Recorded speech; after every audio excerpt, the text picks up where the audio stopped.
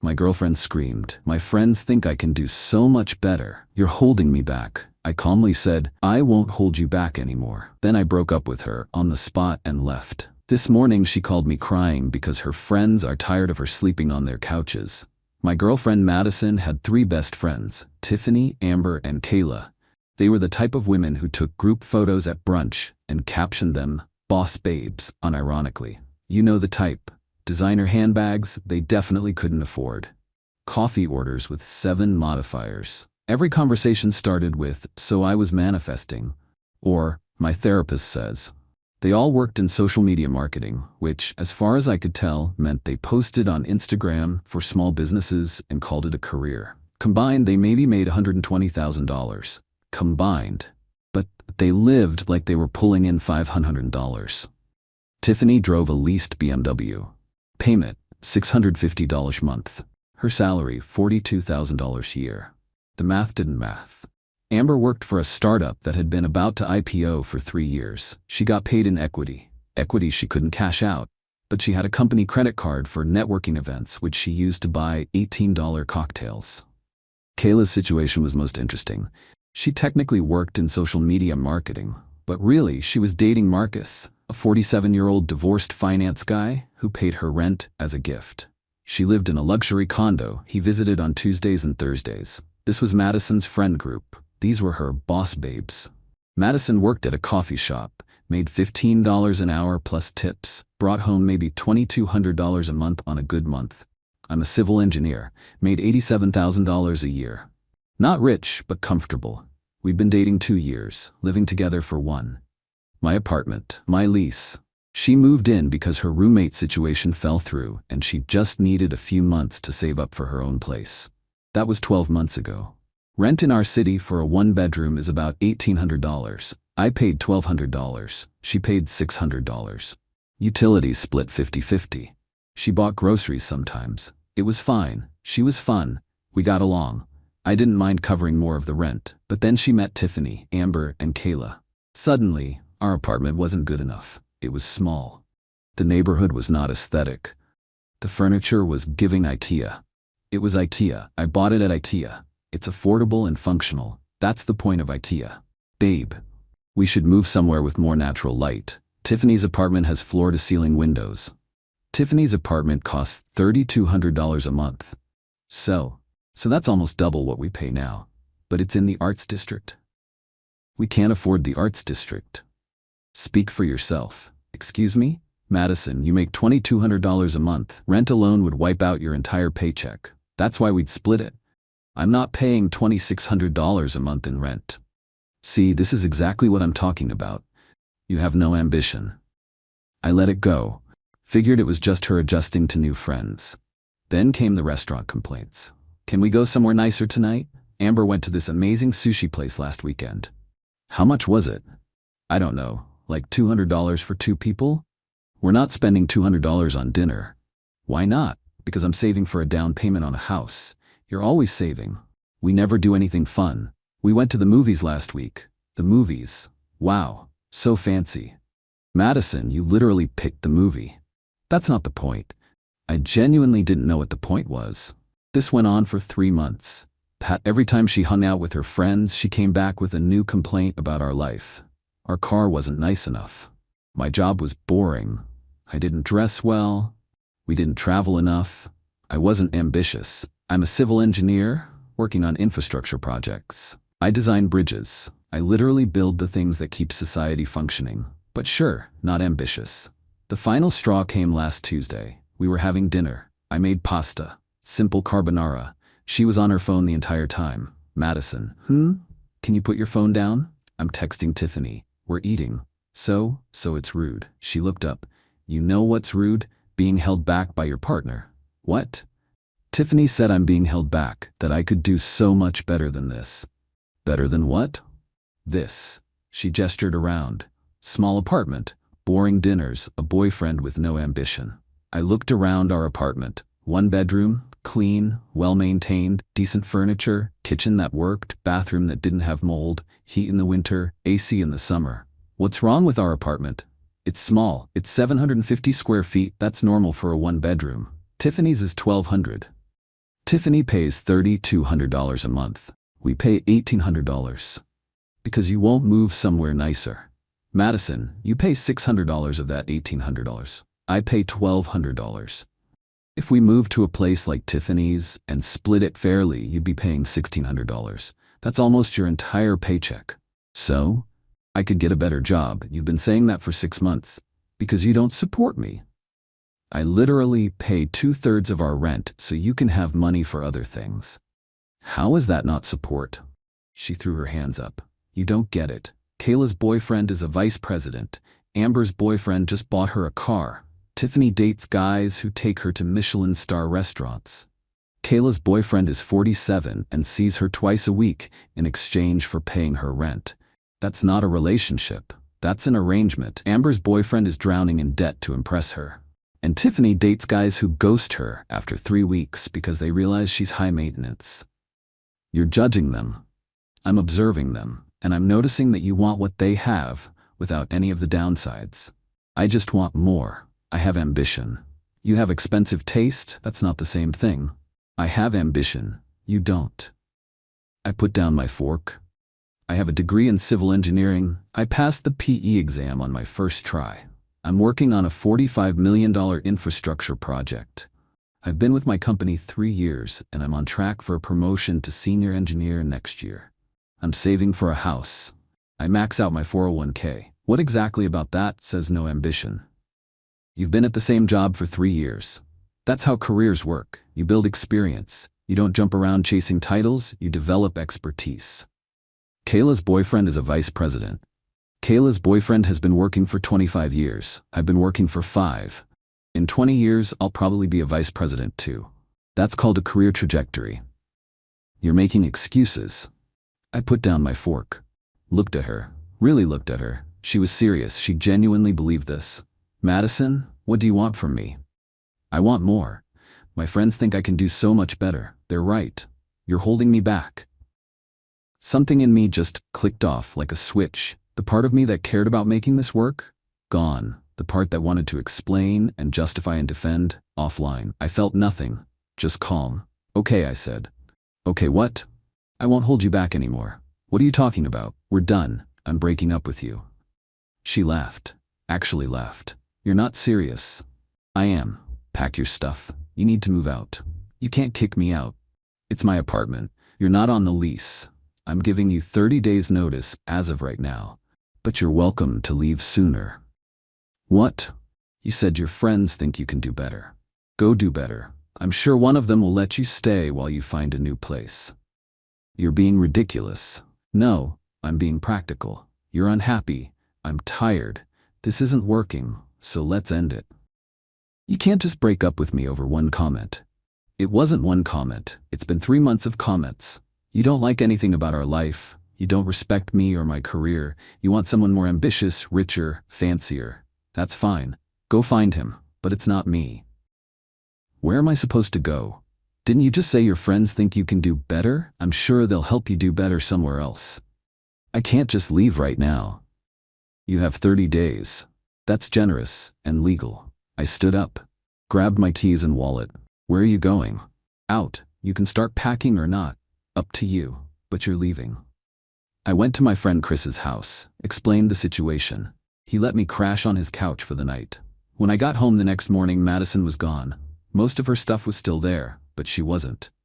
I texted her, "Take your time getting your things. You have until the end of the month." No response. Fine. I went to work.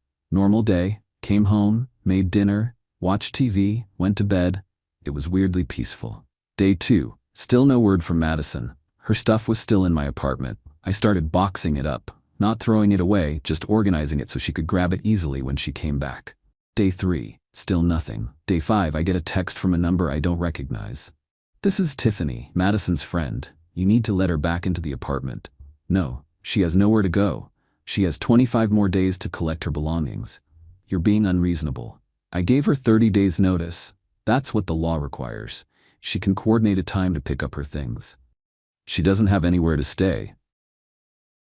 That's not my problem. She said her friends think she can do better. I assume one of those friends has a couch. No response. Day 7. Madison texts me, I need to get my stuff. Sure. When? Tonight. I'll be home after 6. She showed up at 7 with Tiffany, Amber, and Kayla. All 3 of them glaring like I'd committed a war crime. They were dressed for battle. Designer athleisure, perfect makeup, hair done, like they were about to film a reality show confrontation. Hey, I said. Madison didn't say anything, started grabbing her stuff. Tiffany stepped forward, arms crossed. You know you're a complete asshole, right? Because I broke up with someone who told me I was holding them back? Because you kicked her out. I gave her 30 days notice. That's literally the legal requirement, and she's the one who said she could do better. I just agreed with her. She didn't mean it. Then she shouldn't have said it. Words have consequences. Amber chimed in. Do you know how hard it is to find an apartment in this city? Yes. That's why I've been paying $1,200 a month while Madison paid $600. But since I'm apparently holding her back from her full potential, I figured she'd be better off finding a place that matches her ambitions. You're being petty. I'm being practical. Madison wants more. I hope she finds it, just not here. Tiffany was scrolling through her phone, not even paying attention. Classic. Amber was eyeing my TV. Is that a 55-inch? Yes. That's it? Kayla's boyfriend has an 85-inch. Good for Kayla's boyfriend. Don't you want a bigger TV? Not particularly. This one works fine. She shook her head. No ambition. These were the people giving Madison life advice. These people. Madison was in the bedroom, packing clothes. I could hear her crying. Tiffany noticed me noticing. See what you did? I didn't do anything. She said I was holding her back. I let her go. That's what she wanted. She wanted you to fight for her. Why would I fight for someone who doesn't respect me? Because that's what men do. No. That's what men in romantic comedies do. In real life, when someone tells you they can do better, you let them. Then they figure out if they actually can. Amber, she can definitely do better. Then why is she crying in my bedroom? No answer. They helped her load her stuff into Tiffany's car. Multiple trips. Tiffany complained about scratching her BMW interior.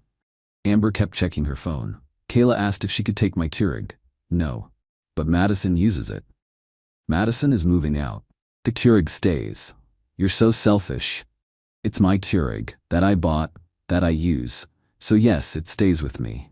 Madison walked past with a box, didn't make eye contact. When they were done, Tiffany turned to me. You're going to regret this. Probably not, but thanks for the concern. Madison's amazing. She'll find someone way better than you. I hope so. She deserves to be happy. That seemed to confuse them. They were expecting a fight. I wasn't giving them one. Amber, you don't even care, do you? I care that Madison's unhappy. I don't care that we're breaking up. Those are two different things. Cold, practical. They left. Madison gave me one last look, like she was waiting for me to say something. To ask her to stay. To fight. I waved. She got in the car. I closed the door, sat on my couch, ate leftover pizza. Life went on. Week 2. I hear through a mutual friend that Madison is staying with Tiffany temporarily. Week 3. Mutual friend says Madison is bouncing between friends' places while she looks for an apartment. Week 4. I get all my locks changed.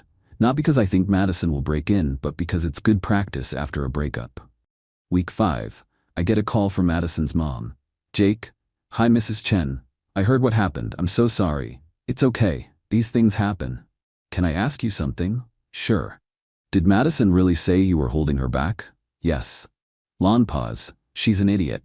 I laughed. Couldn't help it. I appreciate that. She called me last week, said she's been staying with friends. I asked her why she doesn't just get an apartment. She said she's looking, but everything is too expensive. Rent hasn't changed since she lived here. That's what I told her. She said she can't afford $1,800 for a one-bedroom. She never had to pay $1,800, she paid $600. I know. I told her she should apologize to you and ask if she can move back in. What did she say?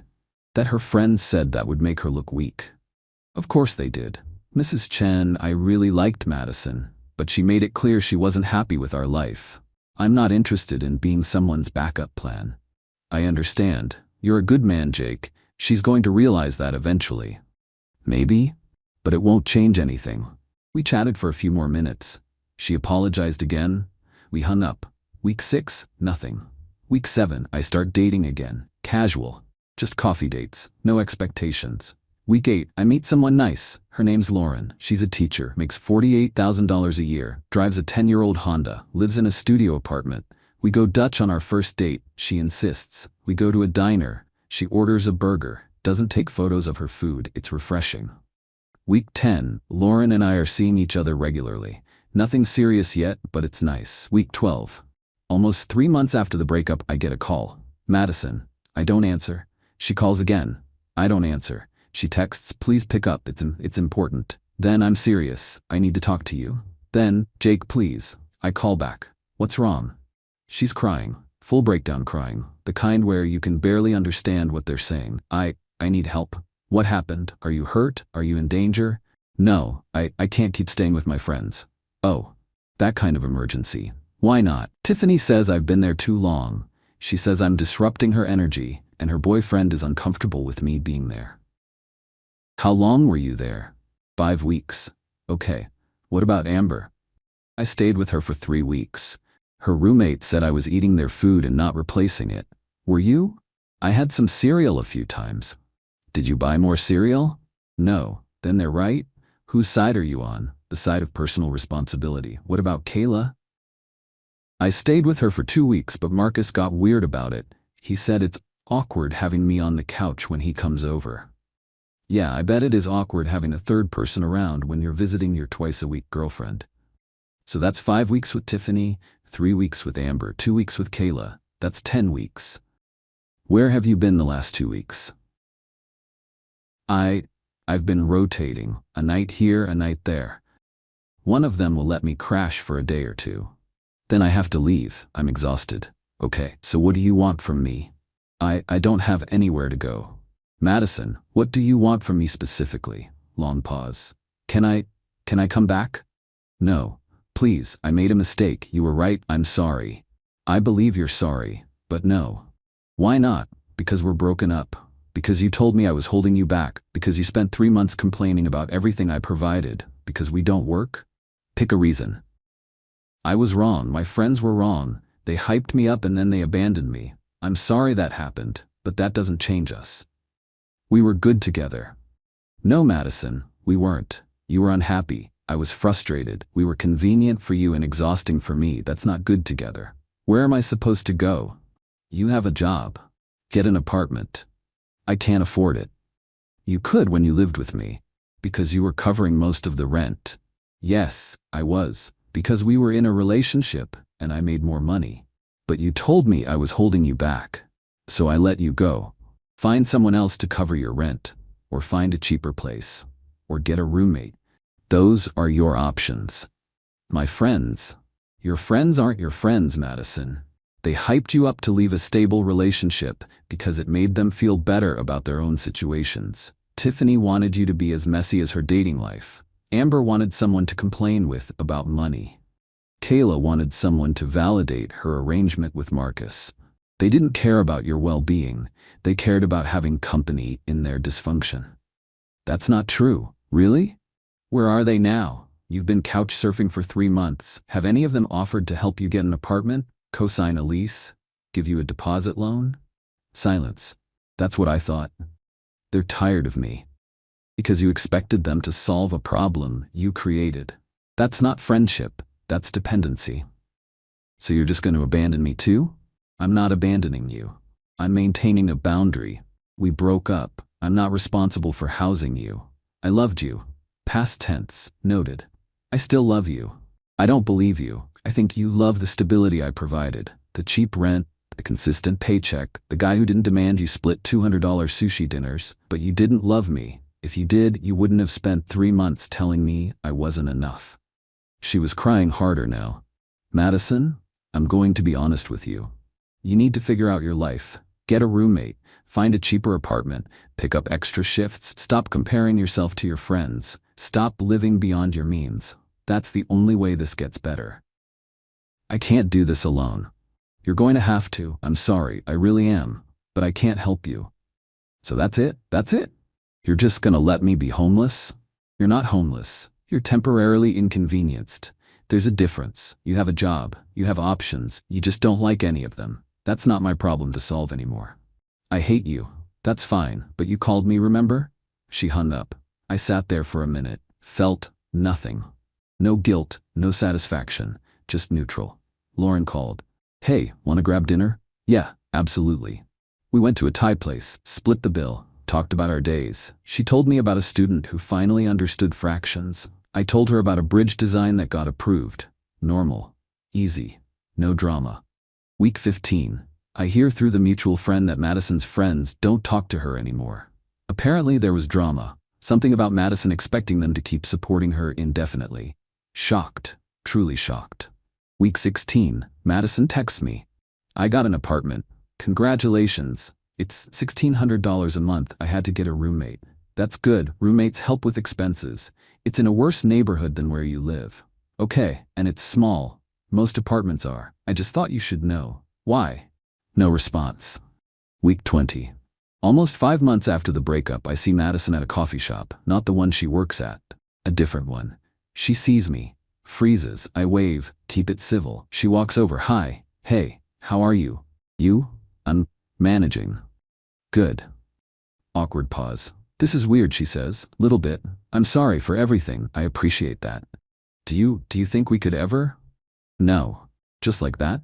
Just like that, I'm seeing someone. Oh, yeah, is she better than me? She's different, and we're happy. That's all that matters. Right? Take care of yourself, Madison. You too. I left, didn't look back. Lauren was waiting in the car. That her? Yeah, she looks sad. She made her choices. You okay? I'm great. And I was. Here's the thing about people who say you're holding them back. They're usually holding themselves back and looking for someone to blame. Madison didn't need a richer boyfriend or a fancier apartment or a more ambitious partner. She needed realistic expectations and better friends. But those aren't things I could give her. Those are things she needed to figure out herself. Did she? I don't know. Don't really care. I'm busy building bridges. Literally and figuratively. And dating a woman who orders burgers at diners and splits the bill and doesn't think my AITA furniture is giving anything except functionality. Life's good, no regrets.